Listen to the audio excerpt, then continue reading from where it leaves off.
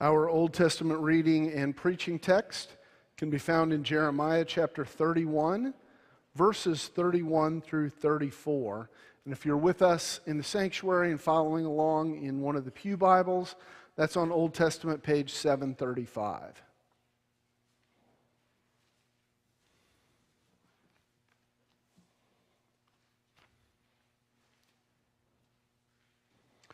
Jeremiah 31, 31 through 34. The days are surely coming, says the Lord, when I will make a new covenant with the house of Israel and the house of Judah. It will not be like the covenant that I made with their ancestors when I took them by the hand to bring them out of the land of Egypt, a covenant that they broke, though I was their husband, says the Lord. But this is the covenant that I will make with the house of Israel after those days, says the Lord. I will put my law within them, and I will write it on their hearts, and I will be their God, and they shall be my people. No longer shall they teach one another or say to one another, know the Lord, for they shall all know me, from the least of them to the greatest, says the Lord. For I will forgive their iniquity and remember their sin no more. This is the word of the Lord. When your story isn't what you want it to be, what do you do? For the last several weeks, we have been looking at the story of the people of Judah as they returned to their homeland following exile in Babylon. Parts of their story are told in the books of Ezra and Nehemiah. You can get Bible studies from all over the place that encourage you to see this return as a glaring success. But when you read the story in these books, you get a different account, an account that is far more bleak. But they told this story anyway, even though it didn't have a good ending, and especially because it didn't make them look good. There were 3 different major returns and rebuilding efforts, and they all started out with great hope. But challenge and conflict affected each one, resulting in questionable and sometimes all-out inappropriate responses from their leaders. While each of these efforts wound up with some victories, they ultimately end up in a place that at best we would describe as meh. We're unsatisfied with the results of each of the 3 returns to Jerusalem, and we're frustrated with the entire return from exile.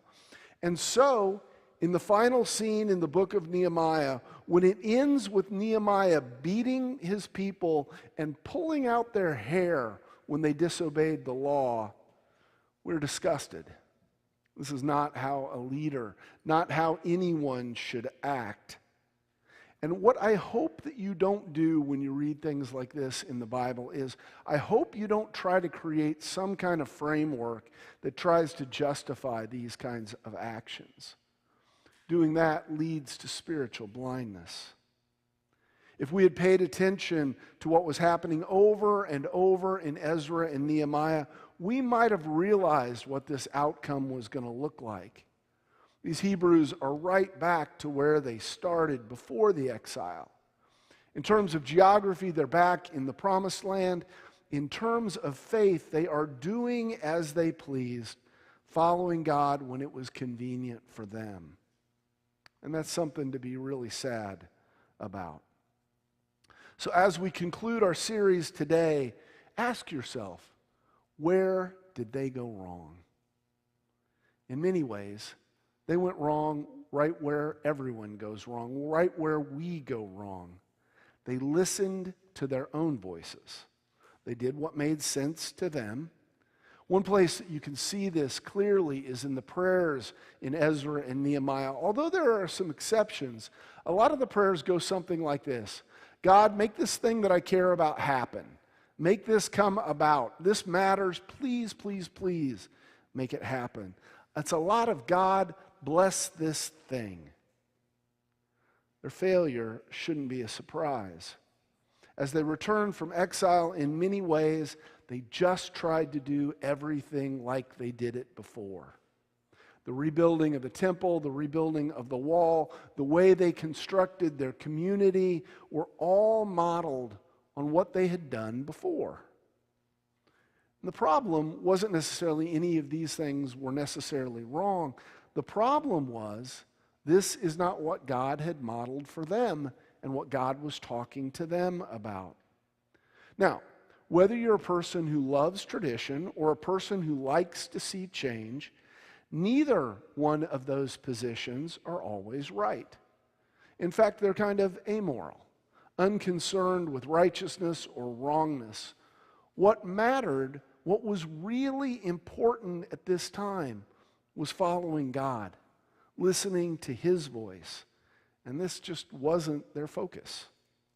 You see, God had not been silent during their exile nor before of it. He had spoken, and a lot of His talk we still have in the books of the prophets. They were warning us about what was to come with the destruction of Jerusalem and giving people a framework for return, telling them flat out, you are going to be carried off, and here's what it looks like when you will return. One of those pictures of what God hoped for and what God will ultimately bring about for them comes to us in the book of Jeremiah.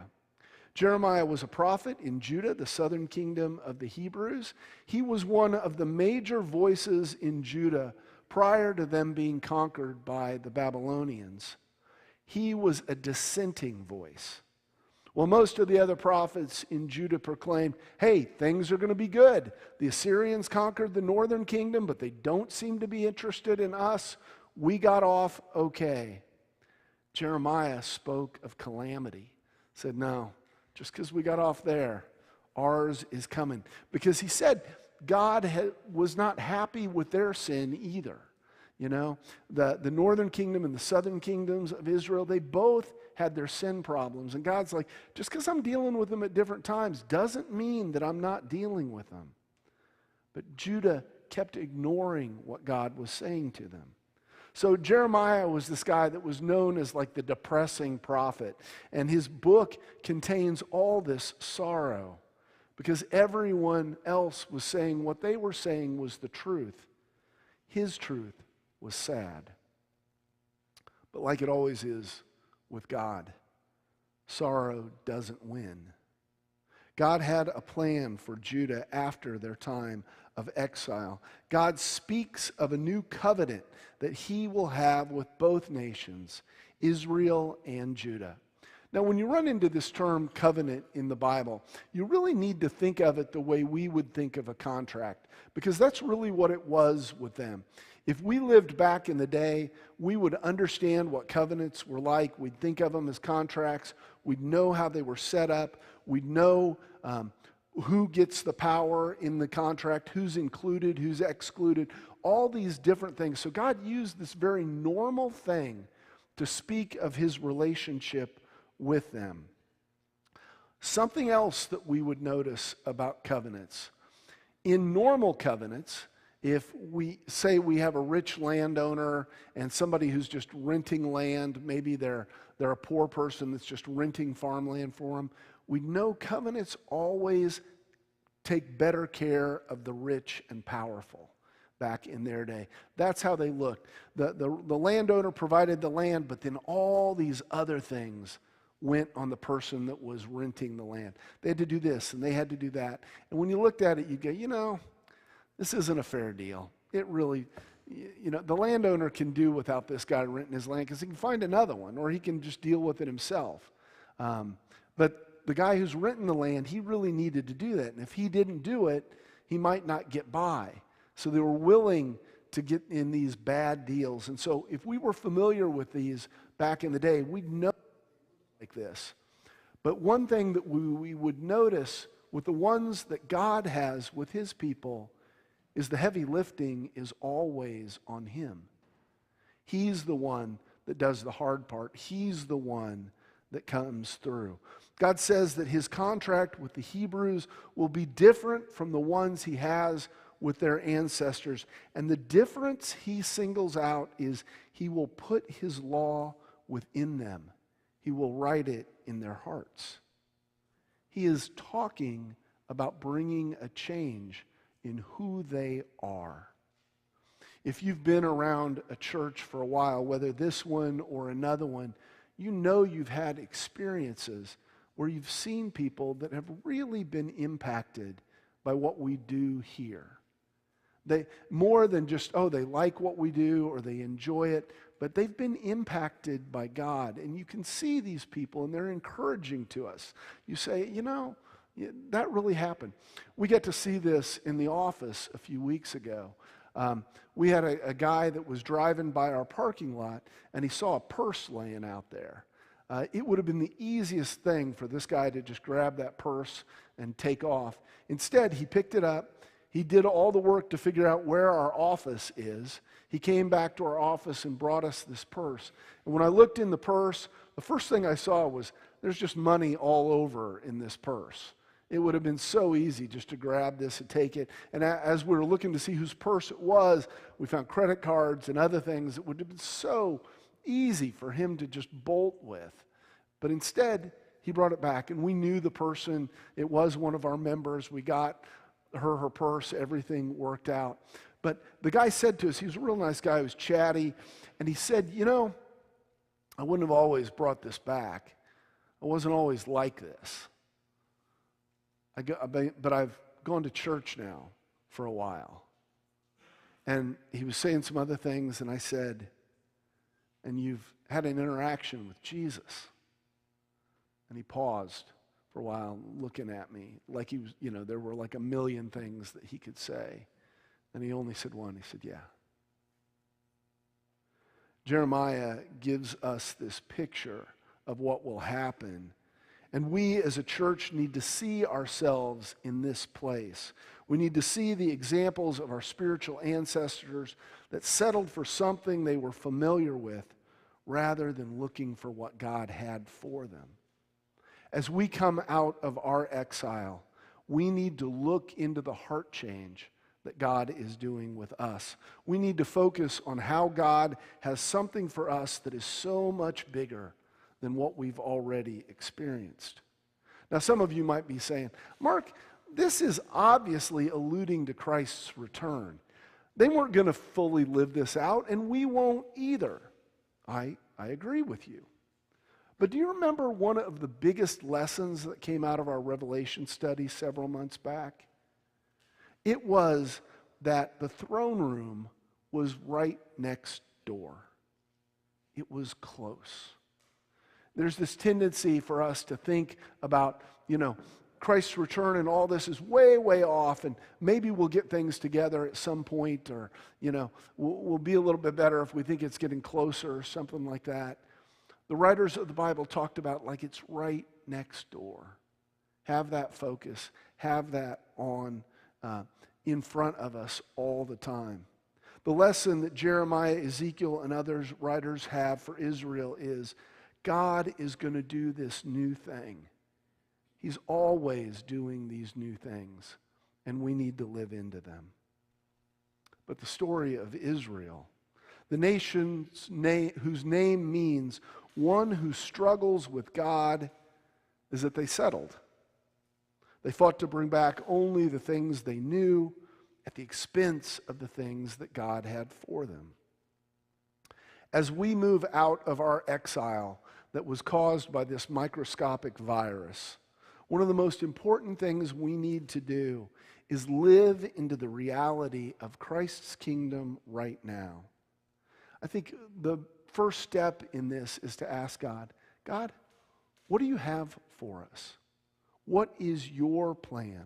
What is your hope? And to really listen. God may not answer audibly. He may not answer right away. But I find the people that really ask and really listen, God comes through. Especially when we continue to hope and trust that God will. When you look at today's text, everything that the people needed was going to be supplied by God. That means what matters comes from God's hand, that they trust that God will provide, and that we do too. I think the most important thing we can do as we move forward is in trust is to listen for fear to try to motivate us. I find often when things really matter, when they're really important, I can feel that fear kind of build in me. Do you get that too? If something you think, this decision, this whatever we're going to do right here, this is a big deal, and timing may matter and things like that. I can feel that fear. One of the things that we need to do is resist that fear, because we remember if it's coming from God, it doesn't have fear. Now, I want to qualify that. That doesn't mean there isn't hardship on the road of following God. The history of the church and the history of Israel is just full of challenge and hardship. But the hardship isn't from God. The hardship is trying to get our attention off God. It's playing just an old standard of, hey, this always works. This gets people, once we get them to worry, we can get them away from what really matters. We've got to push away from that hardship. Like any other church, we have fear in our church. Will we ever have the kind of attendance we had pre-pandemic? Will we make the right decision about the parking lot? And that usually goes with, now I know what the right decision is, will everybody else make the right decision? Good, I'm glad you laughed. I didn't mean that to be mean. And then there are others in our congregation that are like, am I going to get well? Will I get through this business challenge? Will I get a job that'll sustain us? We have students that are not just concerned about grades, but really worried. Like, if these grades don't get to a certain point, then what I thought God was leading me into is not going to happen. And lots of people that are asking questions about their futures.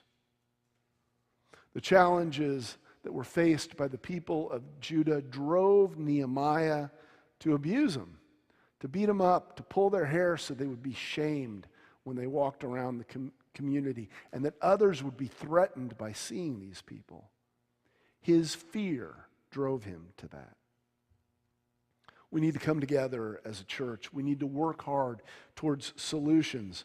We need to be flexible, hoping and trusting in the God that has written his name on our hearts, the God who is bringing change into us. First Presbyterian Church of Gainesville, Florida, God is calling us to live into the new life that he is in the process of bringing about in us. As we respond, we need to let go of the fear that's trying to drown out that voice. And we need to live a life that is built on the words that God has put upon our hearts, that God continues to put into our hearts. A life that is built on hope and trust, a life that listens to fear less and less, and instead is moved by what is new, what is being written inside of us. Today is